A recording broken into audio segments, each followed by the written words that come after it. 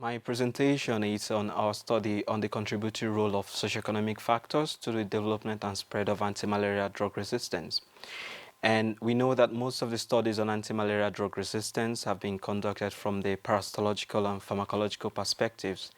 And what we've done is we've looked at this issue from a socioeconomic stance, and we try to explore the existing anti-malaria drug use behaviors that can promote drug resistance and looking at its distribution across socioeconomic gradients.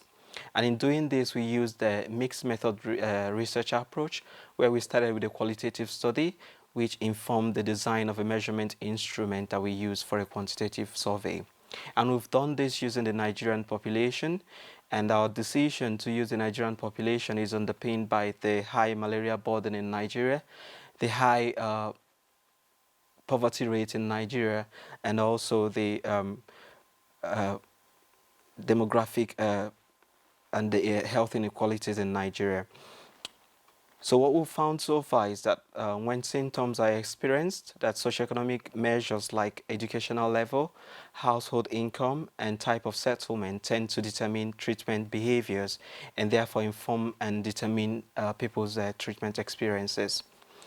So we found that in addition to already known anti-malaria drug use behaviors that promote drug resistance, like stopping treatment to save drugs for future use, sharing of anti-malaria drugs with others, and use of monotherapies and non-adherence to recommended anti-malaria drugs.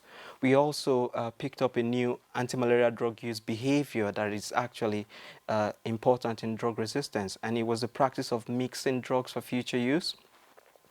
It's kind of a form of polypharmacy, but the practice of mixing is a bit distinct in the terms that people in rural areas who can't afford the full complete course of anti-malaria drug can opt to go to the drug vendors who can split the complete course into individual doses and then sell them as individual doses rather than a complete course. And that practice alone has a huge potential of exposing the parasite to subtherapeutic doses which can promote drug resistance.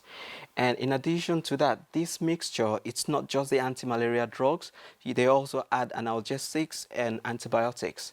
And each of these drugs are added in single doses, and there is no evidence of the drug interaction of these drugs in the mixture, which there's a possibility of the interaction can affect the efficacy of and efficiency of the individual drugs. Also, we found that mixing with the way it's done paves way for the dispensation of fake and expired anti-malaria drugs, because these drugs, when they are mixed, they are taken out of the original packet and cut it up into individual bits from the blister pack. So people don't get the original packet of drugs and have no information about the drug they are taking.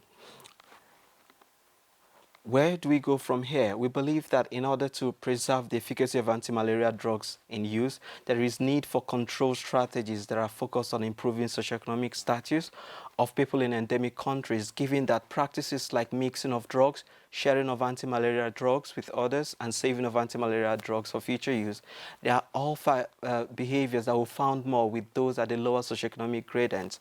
And we believe that these behaviors are more of coping strategies for the cost of anti-malaria therapies. Thank you.